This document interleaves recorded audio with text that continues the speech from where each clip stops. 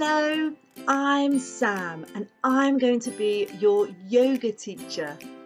I'm really looking forward to teaching you. I teach adults and children yoga, but I especially like teaching children because we get to have fun doing yoga games, special poses, and using toys even in our yoga classes. When you come to yoga, you're going to learn how to make shapes with your body. And these shapes are going to make you stronger, more flexible, that means bending.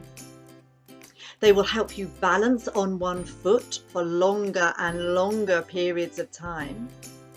But more importantly, you're going to learn how to feel good on the inside, how to calm yourself, to settle yourself and make yourself feel more happy with special breathing and relaxations.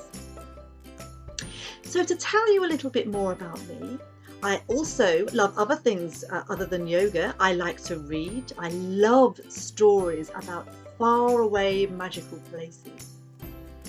And I love travelling with my children and taking them to new places, which can be just as magical, just as wondrous as the stories I read. But my big love is yoga, and I'm really looking forward to sharing that love with you on the mat. So see you soon.